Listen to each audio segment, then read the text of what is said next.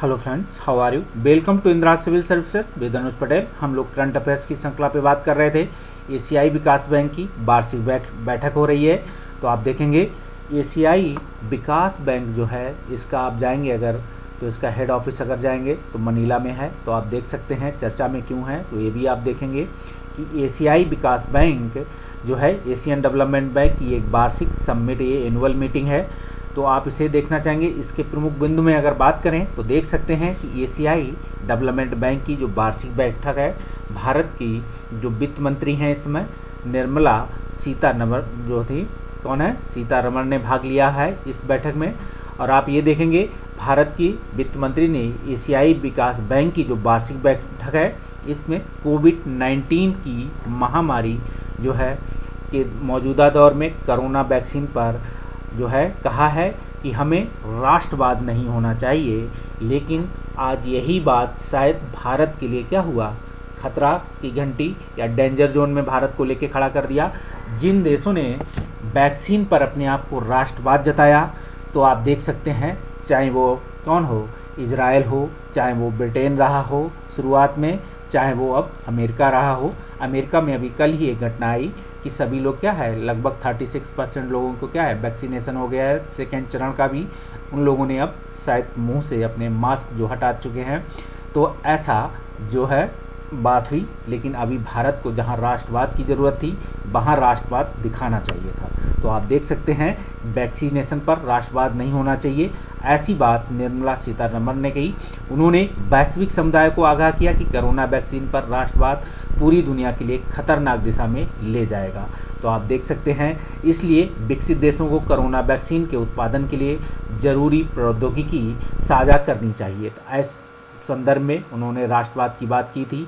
और आप देखेंगे कि आज जो है जिस देश से जो है कोविड-19 का जन्म हुआ है, वो भी अब नियर अबाउट अपनी खतरे की घंटी जो है डेंजर जोन से बाहर खड़ा है। महत्वपूर्ण उपकरणों और कच्चे माल की बेरोक टोक बैठक और आवाजाही को सुनिश्चित करना चाहिए, ऐसी बात निर्मला सीतारमण ने एशियाई विकास बैंक में की थी। लेकिन ये एक नैतिक विचार है, ठीक है, राष्ट्रवाद का ये एक इथिकल वैल्यू का आइडिया था, जिसे निर्मला सीतारमण ने जो है एशियाई विकास डेवलपमेंट की एनुअल मीटिंग में अपनी बात रखी। लेकिन वास्तविकता आप देखेंगे तो इसकी अलग है। आप जाएंगे, इसके अलावा भारत की वित्त मंत्री ने क्या किया, कोविड-19 क्या हुआ, कोविड-19 की महामारी के संदर्भ में WTO, आप भली बात परिचित होंगे अगर WTO के बौद्धिक संपदा अधिकार से जुड़े व्यापार संबंधित पहलू, ट्रिप्स जिसे बोलते हैं, जो भी बौद्धिक संपदा से अधिकार से जुड़े हुए हैं, ये आपके ट्रिप्स का मुद्दा हो जाता है WTO का। WTO अन्य क्षेत्रों में भी कार्य करती है, लेकिन जब आपकी कोई बौद्धिक संपदा है जो आपने क्या है स्वयं डेवलपमेंट की, आपने उसका क्या किया, आविष्कार किया है, तो वो ट्रिप्स के अंतर्गत चला जाता है। आप देखेंगे गौर करने की ज़रूरत पर भी जोर दिया कि इसे WTO को भी ध्यान देना चाहिए। ऐसा अपनी वित्त मंत्री ने जो है कहाँ कहा, एनुअल मीटिंग जो है जो एशियाई विकास डेवलपमेंट की जो बैंक है उस संदर्भ में। आगे देखेंगे तो भारत की जो वित्त मंत्री हैं, इन्होंने इस बात पर भी काफ़ी जोर दिया, क्या दिया कि कोविड महामारी आप देखेंगे कि चुनौतियों से निपटने के लिए क्या है, वैश्विक स्तर पर सबको मिलकर काम करने की ज़रूरत है, ठीक है। जैसे कोविड क्या है, कोविड-19 महामारी की चुनौतियां होती हैं, वैसी ये चुनौतियां हैं जैसे आपकी ज़िंदगी में कुछ चूतिए होते हैं। तो चूतिए और कोविड की बहुत अंतर नहीं आपको दिखेगा। तो कोविड-19 महामारी की चुनौतियों से निपटने के लिए वैश्विक स्तर पर सबको मिलकर काम करने की ज़रूरत है। आप देखेंगे कि कोविड-19 महामारी से संबंधित मुद्दों के अलावा उन्होंने क्या किया, सूक्ष्म, लघु, ठीक है, मध्यम, ये क्या है उद्योग हैं एक तरीके के, सूक्ष्म, लघु, मध्यम। तो आप देखेंगे भारत में कैसे हैं, इन्हीं उद्योगों का वर्णन किया है। इन्हीं उद्योगों को बढ़ाने के लिए भारत क्या करते हैं, इंटरप्रीन्योर स्किल कार्यक्रम करती है, इसी के लिए ऋण भी देती है। तो अभी जो भारत सरकार ने क्या किया, IDBI बैंक जो क्या किया, जो है प्राइवेट सेक्टर में देने के लिए जो कह दिया कि हम बेच दे रहे हैं, ज़रूरत होगी पैसे की, इसलिए उन्होंने क्या किया, दे दिया प्राइवेट सेक्टर को। कि अब इसकी हमें ज़रूरत नहीं है। तो सूक्ष्म लघु मध्यम उद्यम जो थे, इनका सरकार उसके माध्यम से ऋण देती थी, अन्य बैंकिंग भी ऋण देती थी। वित्त मंत्री ने क्या किया, एमएसएमई के तहत आप देखेंगे भारत में अर्थव्यवस्था की जो रीढ़ है, ठीक है, ये एमएसएमई क्या है, भारत में सबसे बड़े अगर देखेंगे सबसे ज़्यादा उद्योग कौन से हैं, सूक्ष्म उद्योग हैं और लघु उद्योग हैं। अच्छा, सूक्ष्म और लघु में बहुत अंतर नहीं है, सिर्फ एक क्या है, जैसे एक बाल की है ना, एक बाल टूट जाता है उसी की लकीर, हेयर लाइन फ्रैक्चर होता है जो, वही सूक्ष्म और लघु में अंतर है। मध्यम में थोड़ा डिफरेंस हो जाएगा, उससे बड़े उद्योग आ जाते हैं। तो आप देखेंगे अर्थव्यवस्था की रीढ़ है और सभी के क्या है, एक वो दिए है कि इस सूक्ष्म लघु मध्यम में सरकार कितना मैक्सिमम, मिनिमम और मैक्सिमम का जो ऋण है आपको डेप्ट करेगी। इसके साथ ही आप देखेंगे भारत सरकार ने क्या किया, कोविड-19 महामारी के दौरान उनकी मदद के लिए क्या है, 3 लाख रुपए की गारंटी के रूप में वित्तीय सहायता उपलब्ध कराई। आप ये भी देखेंगे कि वित्तीय सहायता आपको दिखाई पड़ रही है, तो वित्तीय सहायता देने की बात की गई है। इसमें आप देखेंगे कि कोरोना की जो वैक्सीन बनाने वाली भारतीय कंपनियों को हाल ही में क्या किया, वैक्सीन के उत्पादन में समस्याओं का सामना करना पड़ रहा था, क्योंकि यूरोप और अमेरिका ने इसके कच्चे माल के निर्यात पर क्या किया, प्रतिबंध लगा दिया गया था। ठीक है, आप देखेंगे क्या है, यूरोप और अमेरिका के देशों ने जिस समय आप देखेंगे भारत से अमेरिका को ज़रूरत थी, कौन से एक केमिकल था, एक तत्व था, कौन सा, हाइड्रो करके, उस पर तो भारत को क्या हुआ, भारत ने दिया। लेकिन अब दबाव भी यूरोप क्या किसने बनाया, अमेरिका ने। किस तरीके से, ट्रेडिंग के माध्यम से या विश्व जगत के माध्यम से। तो आप देख सकते हैं कि इसी तरीके से जब भारत को वैक्सीनेशन की ज़रूरत पड़ी तो भारत के वही देश कौन, यूरोप और अमेरिका ने इसके कच्चे माल पर क्या है, प्रतिबंधित कर दिया था। तो इसके लिए भी भारतीय कंपनियों को सामना करना पड़ा। इसके लिए भी क्या हुआ, सरकार को अलग से कुछ जो है ट्रेडिंग या अलग से माल मंगाना पड़ा, कुछ नए एलिमेंट खोजने पड़े होंगे। तो आप देख सकते हैं एशियाई एडीबी के बारे में आप देखेंगे कि एडीबी जो है क्षेत्रीय विकास बैंक है एक, ठीक है। अगर आपसे पूछा जाए पीटी में कि एडीबी क्या है, तो कहना एक रीजनल डेवलपमेंट बैंक है जिसकी स्थापना हुई थी 19 दिसंबर 1966 को एशियाई देशों की किसके तहत, आर्थिक विकास आपको दिखाई पड़ेगा कि सुगमीकरण के लिए कि हम आर्थिक विकास करेंगे किसमें, एशियाई देशों में, क्योंकि एशियाई विकास डेवलपमेंट बैंक है ऐसा। अच्छा ये बताइए, एशियाई विकास डेवलपमेंट बैंक है तो क्या यूरोप के किसी देशों को देशों को ऋण दे सकती है, अफ्रीका को दे सकती है? आप ज़रा सोच के देखिए, दे सकती है। तो एशियाई विकास बैंक का मुख्यालय मनीला में है, ठीक है। मनीला में एक और भी ऑफिस है। आपको चावल पसंद है तो चावल आपको क्या है, मनीला का जो इंटरनेशनल राइस का जो हेड ऑफिस है वो भी मनीला में आपको मिलेगा। इस बैंक की स्थापना देखेंगे 31 सदस्यों ने मिलकर, एशिया के 31 देशों ने मिलकर की। वर्तमान में एडीबी के सदस्यों की संख्या 68 है, आप ये भी देखेंगे, जिनमें 49 एशिया से हैं और एशिया और पैसिफिक से हैं, 19 बाहरी सदस्य हैं। तो आपको लगेगा ये तो एशियाई विकास बैंक है, इसमें एशिया के अलावा पैसिफिक कंट्री क्या कर रही हैं।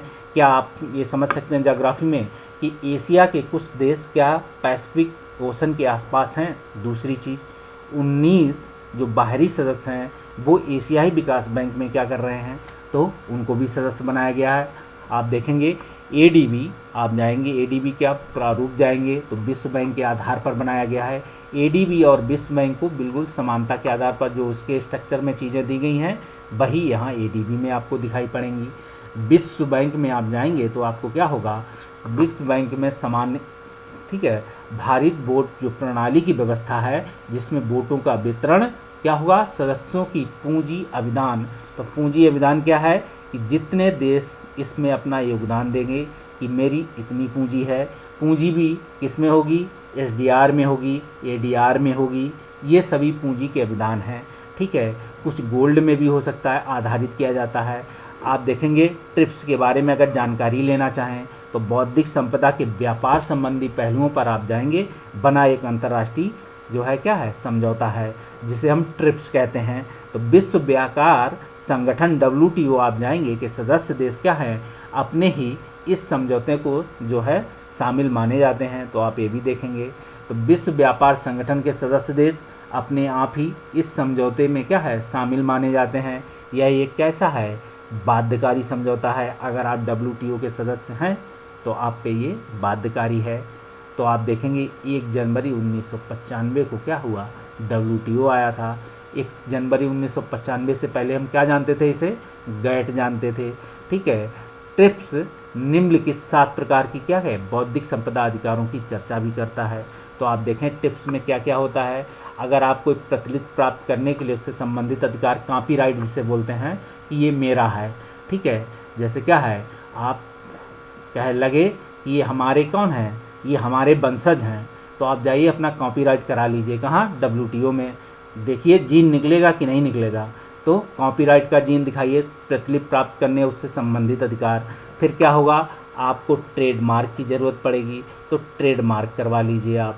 ठीक, जैसे कॉपीराइट होगा, आपने कोई किताब लिखी, जैसे आपने क्या है कोई प्रोडक्ट किया, आविष्कार किया, ये सब मेन है। ठीक है। जीन और ब्लड वाली बात वो सब मजाक है, मैं ऐसे कह रहा हूँ। लेकिन आप जाएंगे क्या होगा, आपको जैसे कोई कॉपी लिखी तो आपका कॉपीराइट का अधिकार है, जिसे आपने क्या किया अन्वेषण किया, अपनी मूल चिंतन से निकाला। ठीक है। मूल चिंतन से विकसित जो विषय है कॉपीराइट में आ जाएगा, चाहे वो कोई प्रोडक्ट हो, चाहे वो कोई हस्तलिखित पुस्तिका हो, चाहे वो आप कोई अन्य चीज़ हो। और ये सारी चीज़ें भारत के संदर्भ, जैसे भारत क्या है नीम के संदर्भ में आप जाएंगे, बहुत सारे जो आयुर्वेद के मेडिसिन के जो कॉपीराइट हैं आप देखोगे अमेरिका कराए बैठा है, लेकिन उनका जो वर्णन आप देखोगे भारत के वेदों में लिखा हुआ है। तो अमेरिका चालाक निकला, उसने कॉपीराइट करा लिया। अब भारत के संदर्भ में चिंता, अब कॉपीराइट हो चुका है तो वो करे तो करेगा। तो इस पर भी क्या है एक केस जारी है। तो इसी संदर्भ में देख सकते हैं कि जो कॉपीराइट का मामला है, ये कॉपीराइट जो है भारत के संदर्भ में, भारत ने कोई चीज़ अन्वेषण किया, भारत की है, तो भारत यहाँ क्या करेगा कॉपीराइट का मामला करेगा। जैसे ट्रेडमार्क हुआ, ट्रेडमार्क में जैसे क्या है, जैसे बनारस की साड़ी है, सिल्क रूट वाली साड़ियाँ हैं। आप जो जाएंगे कहाँ तिरुपति का, जैसे क्या है जो वहाँ के तिरुपति मंदिर है, जो वहाँ के लड्डू का भी क्या है एक सांकेतिक चिन्ह है, वहाँ की साड़ियों का चिन्ह है। ऐसे ही आप जाएंगे भौगोलिक संकेतक हैं तो जियोग्राफिकल इंडिकेशन के भी चिन्ह हैं। औद्योगिक डिजाइन, जैसे आप जाओगे इंडस्ट्रियल डिजाइन की डिजाइन हमारी है, तो ये सभी डिजाइनों पे क्या है पेटेंट होते हैं ट्रिप्स में। तो आप जाएंगे देखिए पेटेंट अलग से दिया है, इनके सबके कॉपीराइट का मामला है। ये सभी मामलों को कौन देखती है, आप देख सकते हैं ट्रिप्स में। तो ट्रिप्स का जो बौद्धिक संपदा अधिकार है यहाँ 7 बातों की चर्चा करता है। फिर कहता है कि इंटीग्रेटेड सर्किट डिजाइन, मतलब है कि कंप्यूटर का। ठीक है। कंप्यूटर में अगर आप इंटीग्रेटेड सर्किट डिजाइन कोई बनाते हैं, कंप्यूटर से या चिप्स से रिलेटेड या क्या होगा इलेक्ट्रॉनिक से संबंधित कोई भी चीज़ अपग्रेड होती है तो उसमें बना सकते हैं। तो आप देखेंगे अप्रकाशित सूचना का संरक्षण और ट्रेड सीक्रेट, तो आप ट्रेड सीक्रेट भी कर सकते हैं कि जो क्या है संरक्षण और ट्रेड सीक्रेट की बात हो रही है, इसको भी कर सकते हैं। हमारे जो हैकर भाई हैं जो कहते हैं कि हम बहुत बड़े हैकर हैं, उन्हें पता नहीं कि यहाँ देखिए ट्रिप्स भी उन्हें क्या दे रही है सर्टिफिकेट दे रही है, किसका इंटीग्रेटेड सर्किट का डिज़ाइन। उनके पास अगर इतनी बुद्धि है तो अमेरिका का हैक कर लें, या फिर क्या करें कोई खुद एक डिज़ाइन बना लें और पेटेंट कराएं, इससे भारत का भी नाम रोशन करें और अपना भी करेंगे। ठीक है। तो आप देख सकते हैं अपना ज्ञान कहाँ कहाँ फालतू में लगा रहे हैं, तो आप इसको भी देखें। विश्व व्यापार संगठन के संदर्भ में देखें, अगर हम WTO के बारे में थोड़ी सी नज़र डालें तो 1 जनवरी 1995 से पहले हम गैट जानते थे, और क्या है यह एक क्या है मल्टी डायमेंशनल ट्रेड समझौता है। तो मल्टी डायमेंशनल ट्रेड क्या है एग्रीमेंट है ये। उरुग्वे दौर की तत्कालिक समस्याओं की सहमति से अस्तित्व आया। तो उरुग्वे का एक दौर चला था जिसमें क्या था मीटिंग हुई थी, उरुग्वे की मिनिस्ट्रियल लेवल की बैठक थी ये। आप देखेंगे WTO का जो मुख्यालय कहाँ है तो जिनेवा में है, स्विट्जरलैंड में। और WTO के कार्य क्या क्या करता है ये, कि WTO आया क्यों है, तुम्हारे लिए क्या काम करने, तो क्या है जैसे 20 देशों के बीच व्यापार के समझौतों क्या है प्रशासित करते हैं। जैसे भारत एक देश के अंदर एक देश से दूसरी जगह क्या है व्यापार को आने जाने में, व्यापार करने में उसको क्या है सहायता, प्रशासित समझौता करने की बात है। वैसे ही एक WTO की संस्था है, वो भी कहता है कि एक देश से दूसरे देश दूसरे से तीसरे, तीसरे से चौथे, ये भी एक प्रशासित करना है।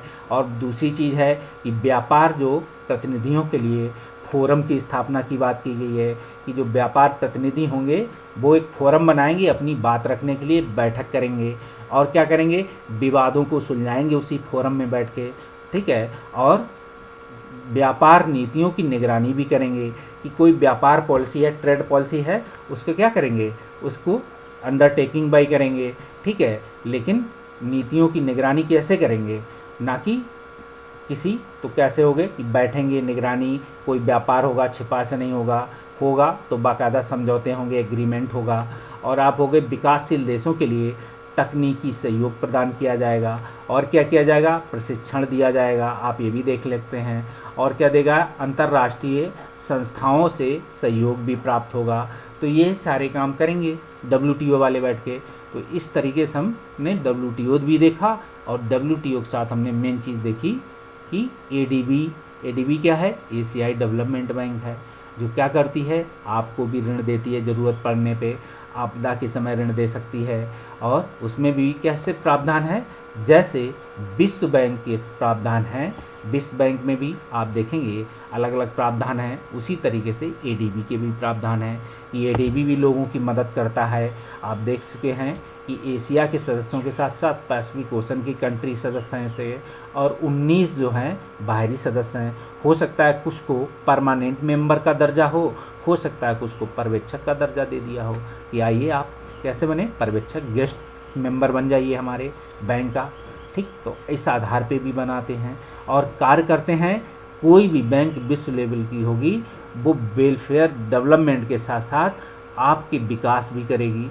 जैसे वेलफेयर के रूप में एक सरकारें क्या करती हैं, देश का विकास के साथ साथ मनुष्यों का विकास करती है, वैसे ही विश्व लेवल की जो बैंकें होती हैं वो किसी देश का विकास करती हैं, वहाँ वेलफेयर के रूप में प्रोग्राम चलाती हैं।